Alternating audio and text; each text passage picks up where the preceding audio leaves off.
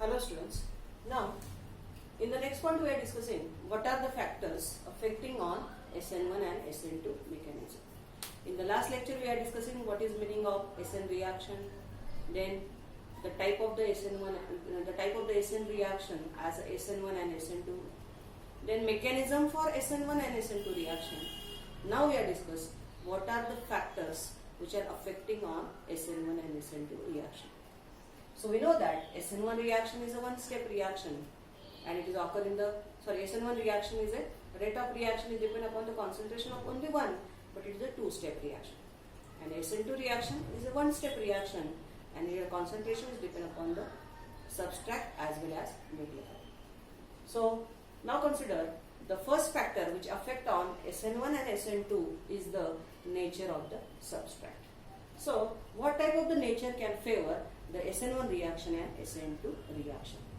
So when you consider the SN1 reaction and SN2 reaction, first we consider SN2 reaction. We know that in the SN2 reaction, rate of reaction is depends upon the concentration of the substrate, that is a methyl bromide, as well as the nucleophile. Okay. So we also know that in SN2 reaction, the nucleophile can be attacked from the back side.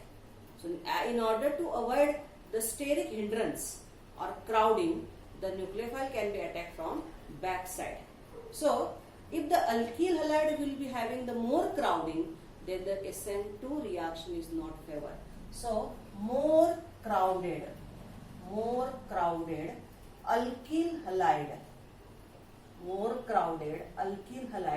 will be not favor SN2 mechanism. So less crowded alkyl halide will favor SN2 mechanism. So therefore, if you consider the primary alkyl halide, when you consider a primary alkyl halide as a ethyl halide, or I say ethyl chloride or bromide, that is a primary alkyl halide. If you consider a secondary alkyl halide, in a secondary alkyl halide, if you consider the example of the secondary alkyl halide as a secondary alkyl halide, I write here primary alkyl halide. If you write secondary alkyl halide, in secondary alkyl halide, if you consider example of isopropyl bromide, and if you consider example of tertiary alkyl halide,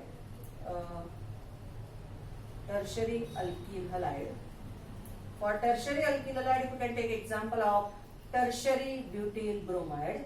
So you observe that as we are going from primary to secondary to tertiary, as crowding goes on increasing, the SN2 reaction can be not favored.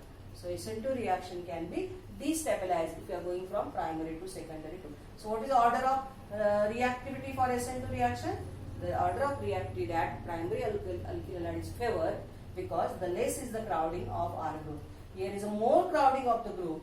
Again, the more is the crowding of the group. So SN2 reaction is not favored with this, but it is favored with the primary alkyl. So now let us consider the SN1 mechanism. So what happened in SN1 mechanism?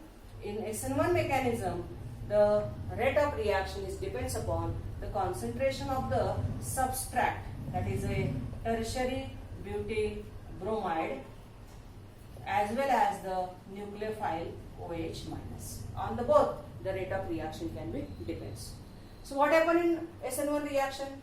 In SN1 reaction, the first step is a formation of tertiary butyl carbocation.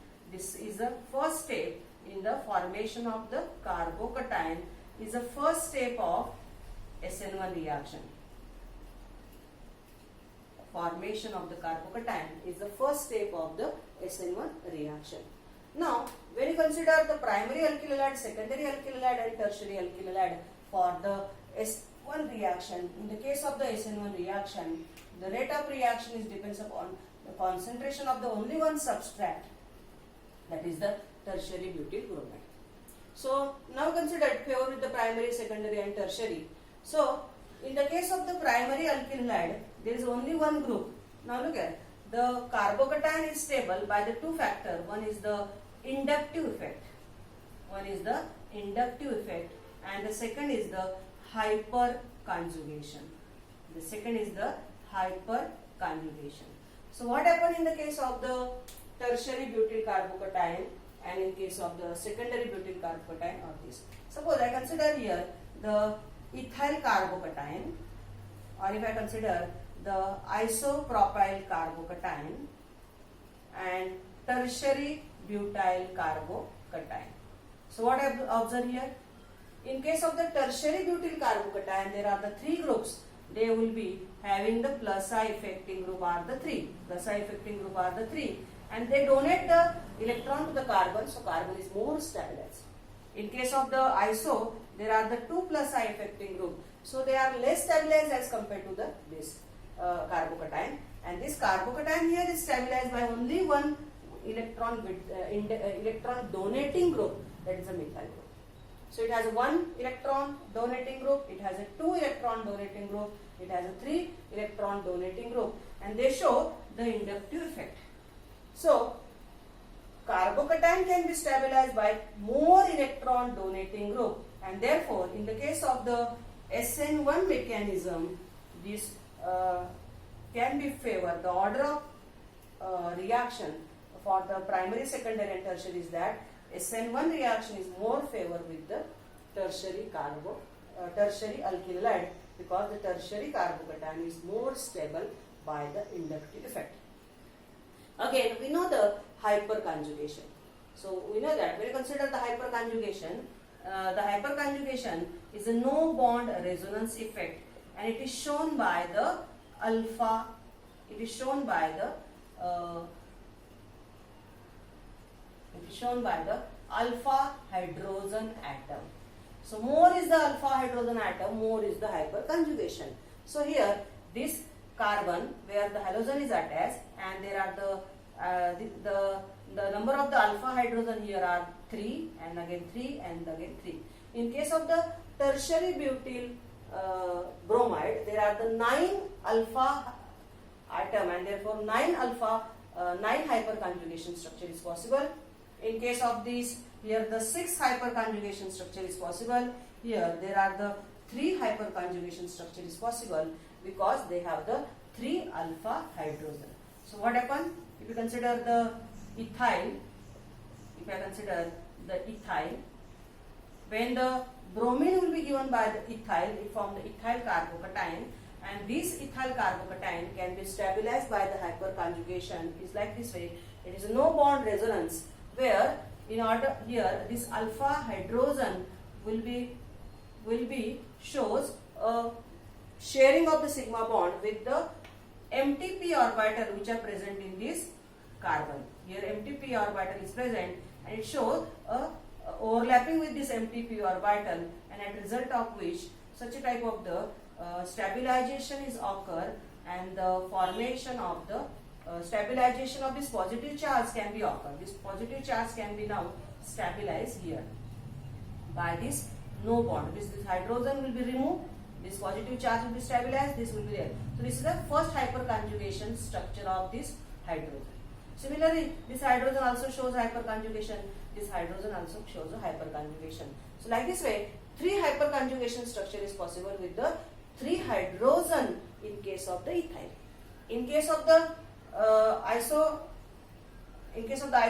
there are the 6 hyperconjugation possible, because it has a 6 alpha hydrogen. In case of the here there are the 9 hyperconjugation structure can be possible. So like this way, the order of the stability for the SN1 reaction is more with the tertiary and less with the primary. So in short, we can say that SN2 reaction is favored with the primary alkyl halide, SN1 reaction is favored with the tertiary alkyl halide.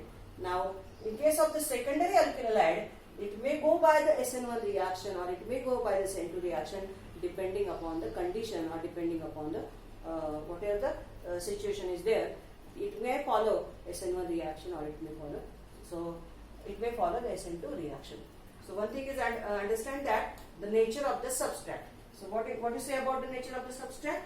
The nature of the substrate. So primary SN1 reaction is favored with the tertiary alkyl halide, and SN2 reaction is favored with the primary alkyl halide, and secondary alkyl halide may show SN1 or SN2 depending upon the condition. Generally, if you are the strong nucleophile will be favor SN2 reaction for the secondary alkyl halide, and a weak nucleophile can favor the SN1 reaction that can be observed. So I write here short, SN1 favor with the primary alkyl halide, the SN1 is favor with the tertiary alkyl halide, SN2 is favor with the primary alkyl halide, and the secondary alkyl halide may show SN1 or SN2. Again I say that strong nucleophile favor SN2 reaction in case of the secondary alkyl halide, and weak nucleophile will be favor SN1 reaction. This generally can be observed. So this is the effect of nature of the substrate. Okay. Now second factor now we discuss is the nucleophilicity of the reagent. So when you consider the second factor, that is the nucleophilicity of the reagent. So the reagent is a nucleophile, and that nucleophilicity of reagent. So we know that nucleophile have a tendency to release or to donate. The nucleophiles can be release electron pair. This can be release electron pair. So the strong nucleophile have a tendency to release more electron pair, then that will be more nucleophilicity. So what is the nucleophilicity? So nucleophilicity means more tendency to release electron. To release electron pair is the nucleophilicity of the nucleophilic reagent. So stronger nucleophile has a more nucleophilicity, means has a more tendency to release the electrons. So SN2 reaction will be depends upon the concentration of the substrate as well as concentration of the nucleophile.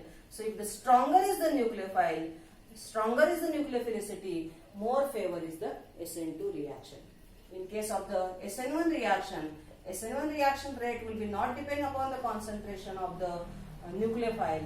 So the role of the nucleophile will be not considered in the SN1 reaction.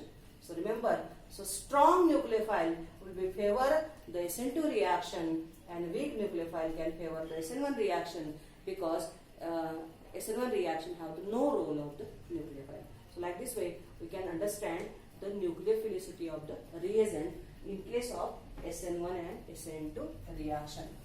Now the third factor is the polarity of the solvent, or I say that solvent polarity. The third factor is the solvent polarity. So first is that, what is the solvent? So solvent will be provide the medium to carry out the reaction. In order to carry out the reaction, the medium will be provided by the solvent. Okay. And what is the solvalysis? Solvalysis is a process of stabilization of cation. Stabilization of cations and anions. Whatever the cations and anions are formed in the reaction, if they are stabilized by the solvent, then that is called as a solvalysis. Okay, so solvent will be provided the medium to carry out the reaction. Solvalysis is a process of stabilization of the cations and the anions. So when you consider the solvent, actually the solvent is of the two type: polar solvent and non-polar solvent. So what is a non-polar solvent? Where the mu effective is a 0, where the dipole moment is a 0. In this case, that solvent is a non-polar solvent. Example, CCl4 or carbon disulfide or the benzene or the cyclohexane. Here there is no difference in electronegativity, and therefore they are the non-polar solvent. So when you consider the polar solvent is again the two type: protic and aprotic. Protic and aprotic. Protic means that have the protic polar solvent. The solvents are the polar, means there the mu effective mu is the resultant mu is not a zero, means it has some values. If it is a zero, it has no values. It is non-zero, means it has some values, and therefore it is a polar. So polar solvent containing the hydrogen, proton means hydrogen, then it is called as a protic polar solvent. If not contain the hydrogen, then it is called as a protic polar solvent. So what are the example for the protic polar solvent and what are the example for aprotic polar solvent? When you consider the protic polar solvent where the hydrogen is bonded with the electronegative element such as fluorine, oxygen or nitrogen. When you consider the aprotic polar solvent where hydrogen is not bonded with the electronegative elements such as fluorine, oxygen or nitrogen. So that is the difference between the polar and apolar protic and polar aprotic solvent. Where hydrogen, as it is a polar, it is a protic, it has a hydrogen. And it is aprotic, it has not hydrogen, and hydrogen is bonded with the electronegative such as a fluorine or oxygen or the nitrogen. If I consider the example, hydrogen bonded with the fluorine, so HF, hydrogen bonded with the oxygen such as water or alcohol, where you observe the bonding between oxygen and hydrogen. Or in case of the nitrogen, ammonia or the primary amine or the secondary amine, so they have the bonding of the hydrogen with the electronegative oxygen or the nitrogen or the fluoride. When I consider the example of aprotic polar solvent, the example is the dimethyl acetone. As a dimethyl acetone have the no hydrogen bonded with the oxygen, it is a aprotic polar solvent. Or dimethyl sulfide, dimethyl sulfoxide, like this way, or hydrogen sulfides, like this way, dimethyl, this is a dimethyl sulfide, so it is called as a DMS. It is a dimethyl acetone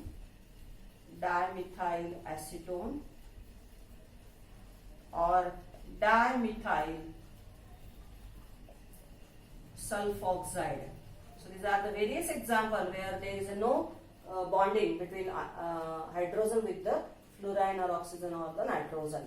Or you may consider example as a furan. If you consider example as a furan, furan is also example of aprotic solvent.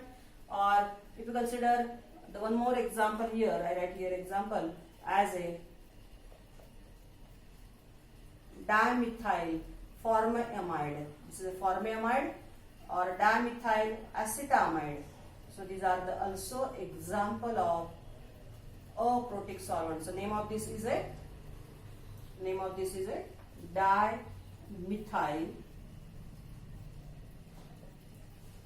formoamide or dimethyl acetamide. So all are the example of the aprotic solvent where hydrogen is not bonded with the phone. Here hydrogen is bonded with the phone.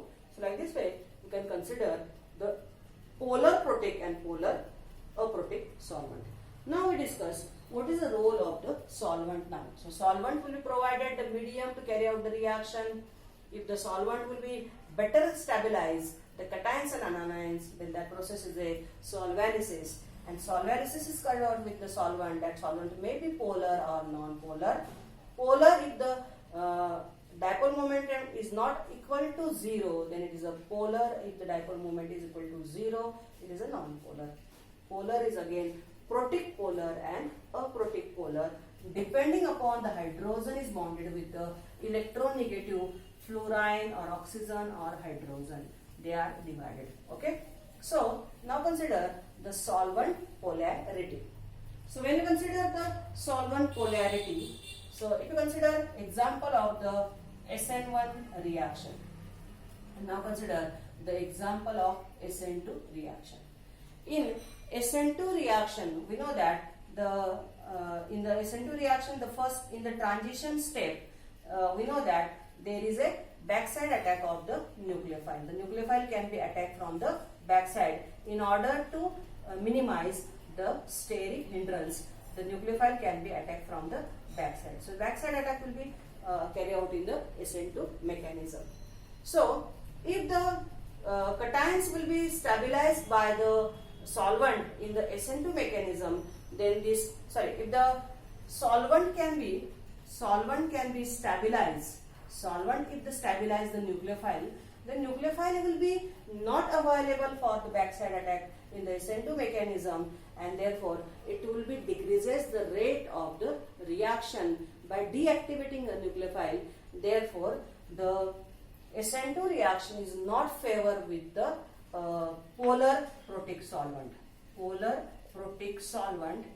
The SN2 reaction is not favor. I can repeat, why the SN2 reaction is not favor with the polar protic solvent?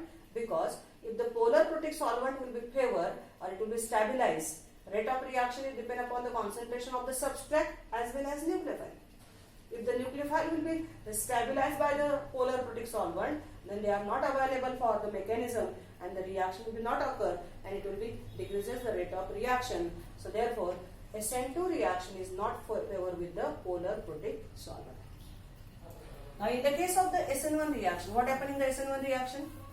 In the SN1 reaction, the first step is the formation of the tertiary carbocation. The tertiary carbocation will be formed in this reaction, and this tertiary carbocation, if it is stabilized by the polar protic solvent, will be stabilized the tertiary carbocation, as well as the nucleophile can also stabilize by the polar protic solvent. Let us consider the example. Suppose I have the Na plus as a cations and OH minus as anion.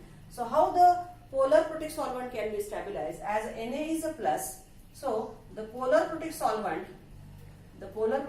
which contain the hydrogen, suppose you have consider example as a water have the plus sign here and oxygen is having the negative sign here.